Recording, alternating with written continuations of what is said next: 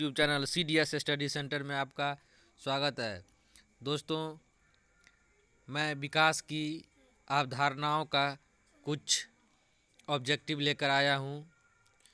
आप इसे बनाइए और देखिए आपका कितना सही होता है और आप इससे मिलाइए।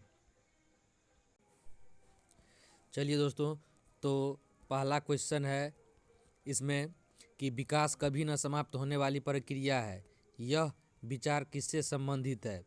तो दोस्तों, विकास जो है वो कभी समाप्त नहीं होती है। विकास और वृद्धि में यही अंतर है कि वृद्धि जो है एक निश्चित आयु के बाद जो है समाप्त हो जाती है, लेकिन विकास जो है जन्म से पहले यानी गर्भधारण से लेकर जो है मरने तक चलते ही रहता है। आदमी में कुछ न कुछ विकास होते ही रहता है। यह निरंतरता का सिद्धांत पे कार्य करता है। इसका पहला का बी हो जाएगा, निरंतरता का सिद्धांत।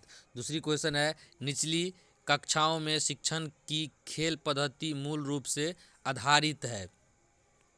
यानी कि जब बच्चे जो है निचली कक्षाओं में रहते हैं, LKG UKG सब में रहते हैं, तो उसको खेल खेल में जो पढ़ाया जाता है वो किस पे आधारित है दोस्तों। तो इससे जो है उस पढ़ाई से बच्चों की विकास एवं वृद्धि के मनोवैज्ञानिक पद्धतियों का सिद्धांत है। ये जो है 2 का C नंबर हो जाएगा। इसी तरह तीसरा है, अवधारणाओं का विकास मुख्य रूप से किसका हिस्सा है। दोस्तों, अवधारणाओं का विकास ये जो है आपको बौद्धिक विकास का एक हिस्सा है। 3 का A हो जाएगा। चौथा है, व्यक्तिगत शिक्षार्थी एक दूसरे से में भिन्न होते हैं। किस चीज़ में जो है शिक्षार्थी एक दूसरे से भिन्न होते हैं। तो दोस्तों, इसका हो जाएगा विकास की दर में। विकास के दर जो है प्रत्येक शिक्षार्थी में एक जैसा नहीं होता है।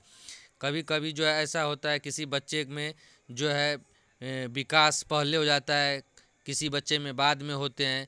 तो ये जो होता है विकास की दर जो है वो भिन्न भिन्न होता है।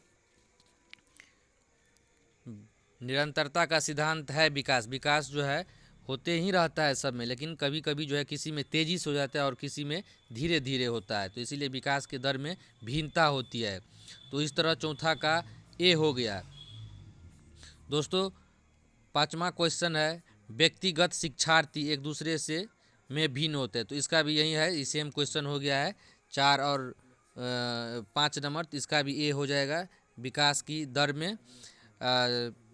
छठा क्वेश्चन है, मानवीय मूल्यों जो प्रकृति में सार्वत्रिक है के विकास का अर्थ है।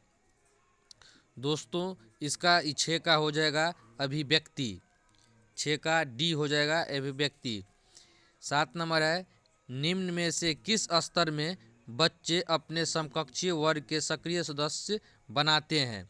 यानी जब बच्चे जो होते हैं वो किस उम्र में जो है अपने साथी बना लेते हैं, अपने दोस्त बनाते हैं, सक्रिय दोस्त जो अपने दोस्तों के लिए जीना मरना पसंद करते हैं, जान देना पसंद करते हैं। वो उम्र होता है दोस्तों किशोरा अवस्था होता है।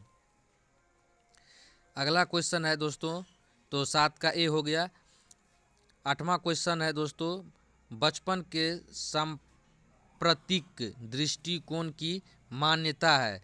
बचपन में जो होता है दोस्तों वो बच्चों में कैसा दृष्टिकोण होता है। तो ये जो है इसका हो जाएगा आपको बचपन वृद्धि एवं परिवर्तन की एक अनूठी अवधि होता है। तो इस तरह 8 का जो है D हो जाएगा। दोस्तों, अब जो है 9वां क्वेश्चन है, 9वां देखेंगे। ये 9वां क्वेश्चन है, शिक्षक को ज्ञान होना चाहिए। तो दोस्तों ये कह रहा है शिक्षक को ज्ञान होना चाहिए। तो शिक्षक को किस चीज़ का ज्ञान होना चाहिए।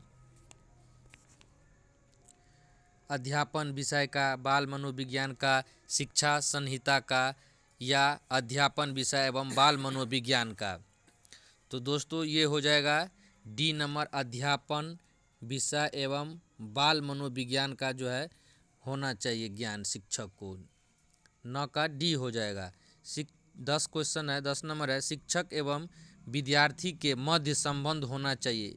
एक शिक्षक और एक विद्यार्थी के बीच में कैसा संबंध होना चाहिए, स्नेह का, उसे प्यार करना चाहिए, विश्वास का या सम्मान का, या ये सभी होना चाहिए। तो दोस्तों बच्चों से प्यार भी करना चाहिए, उस पर विश्वास भी करना चाहिए और जो है सम्मान भी उसका करना चाहिए, यानी ये डी आंसर हो जाएगा, ये सभी होना चाहिए। तो 10 का डी होगा। 11 विकास के संदर्भ में निम्न में से कौन सा कथन सत्य नहीं है। कह रहा है कौन सा कथन सत्य नहीं है, विकास में क्या नहीं होता है, विकास की क्या विशेषता नहीं है। चलिए, पहला है विकास की प्रत्येक अवस्था में अपने खतरे हैं, ये सही है। विकास उकसाने बढ़ावा देने से नहीं होता है। सी नंबर है विकास सांस्कृतिक परिवर्तनों से प्रभावित होता है। डी है विकास की प्रत्येक अवस्था की अपनी विशेषताएं होती है, डी भी सही है। सी है विकास संस्कृति परिवर्तनों से संबंधित होता है, बिल्कुल होता है दोस्तों, क्योंकि जैसा परिवेश होता है, जैसा संस्कृति होता है बच्चों में, ऐसा ही विकास होता है। और विकास की जो डी जो है विकास की प्रत्येक अवस्था की अपनी विशेषता होती है, बिल्कुल होता है। बच्चे जो है जब छोटे होते हैं तो खेलते हैं तो उसकी ये विशेषता होती है। जब वो किशोरावस्था में चले जाते हैं तो वो अपना समूह बना लेते हैं, तो ये सब इनकी विशेषता है इनकी अवस्था का। लेकिन ये बी जो है वो कह रहा है विकास उकसाने एवं बढ़ावा देने से नहीं होता है, ये गलत है। विकास जो है उकसाने और बढ़ावा देने से होता है, तो इसीलिए इसका आंसर बी हो जाएगा। 11 का बी हो जाएगा। और 12 नंबर का रहा है निम्न में से कौन सा विकासात्मक कार्य उत्तर बाल्य अवस्था के लिए प्रयुक्त नहीं है। विकास का कार्य जो है उत्तर बाल्य अवस्था के लिए प्रयुक्त नहीं है, इसमें से कौन सा कार्य है। तो दोस्तों पहला है सामान्य खेलों के लिए आवश्यक शारीरिक कुशलताएं सीखना। बी नंबर है पुरुषोचित या स्त्रियोचित सामाजिक भूमिकाओं को प्राप्त करना। सी है व्यक्तित्व आत्मनिर्भरता प्राप्त करना। डी है अपने हम उम्र बालकों के साथ सीखना। तो दोस्तों 12 का बी हो जाएगा, पुरुषोचित या स्त्रियोचित सामाजिक भूमिकाओं को प्राप्त करना। 12 का जो है बी हो जाएगा। 13 है विकास का अर्थ है। तो दोस्तों विकास का अर्थ है क्या है, तो ये देखते हैं। ए में है परिवर्तनों की उत्तरोत्तर श्रृंखला, अभिप्रेरणा के फलस्वरूप होने वाले परिवर्तनों की उत्तरोत्तर श्रृंखला। सी है अभिप्रेरणा एवं अनुभव के फलस्वरूप होने वाले परिवर्तनों की उत्तरोत्तर श्रृंखला। डी है परिपक्वता एवं अनुभव के फलस्वरूप होने वाले परिवर्तनों की श्रृंखला। तो दोस्तों विकास का जो अर्थ है यही होना चाहिए कि परिपक्वता एवं अनुभव के फलस्वरूप होने वाले परिवर्तनों की श्रृंखला। जब आदमी में विकास होता है तो उसमें परिपक्वता भी आता है और अनुभव से भी विकास होता है। तो 13 का डी हो जाएगा, परिपक्वता एवं अनुभव के फलस्वरूप होने वाले परिवर्तनों की श्रृंखला। 14 नंबर है खिलौना की आयु कहा जाता है। दोस्तों किस उम्र को जो है खिलौना की आयु कहा जाता है, तो 14 का हो जाएगा ए पूर्व बाल्यावस्था। 15 नंबर है दोस्तों निम्न में से कौन सी पूर्व बाल्यावस्था की विशेषता नहीं है,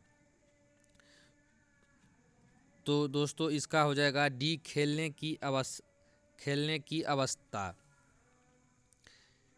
16 नंबर है दोस्तों उत्तर बाल्यावस्था में बालक भौतिक वस्तुओं को किस आवश्यक तत्व में परिवर्तन समझने लगते हैं। उत्तर बाल्यावस्था यानी 12 से 16 वर्ष वस्तुओं की किस आवश्यक तत्व में परिवर्तन समझने लगते हैं, तो दोस्तों इसका जो है डी हो जाएगा, यानी कि द्रव्यमान, संख्या एवं क्षेत्र, इस सब में जो है बच्चे जो है परिवर्तन समझने लगते हैं। दोस्तों 17 नंबर क्वेश्चन है मानव विकास किन दोनों के योगदान का परिणाम है। इसमें दो दिए हुए हैं, इसमें जो है मानव का विकास जो होता है उसका परिणाम है, ये किन दोनों है। तो दोस्तों 17 का जो है सी हो जाएगा वंशानुक्रम एवं वातावरण का। वंश के अनुसार जो है विकास होता है और वातावरण के अनुसार ही विकास होता है। 18 नंबर है, निम्न में से कौन सा कथन विकास के बारे में सत्य नहीं है? तो इसका पहला है, विकास अंतःक्रिया का फल है। बिल्कुल सही है। विकास एक व्यवस्थित श्रृंखला का अनुगामी है। ये भी सही है। विकास एक व्यक्तिगत प्रक्रिया है। ये भी सही है। विकास विशिष्ट से सामान्य की ओर होता है। दोस्तों ये बिल्कुल ही गलत है, असत्य है, क्योंकि विकास जो है सामान्य से विशिष्ट की ओर होता है, न कि विशिष्ट से सामान्य की ओर, यानी कि 18 का डी हो जाएगा सही उत्तर। ये गलत है। निम्न में कौन सा कथन सही नहीं है? आवश्यकता वंचना की शारीरिक अवस्था नहीं है। बी है, अंतर्नोद आवश्यकता का मनोवैज्ञानिक परिणाम है। सी है, आवश्यकता एवं अंतर्नोद समान नहीं है बल्कि समानांतर है। डी है, मूल प्रवृत्तियाँ आंतरिक जैविक बल है। तो दोस्तों 19 का ए हो जाएगा, आवश्यकता वंचना की शारीरिक अवस्था नहीं है।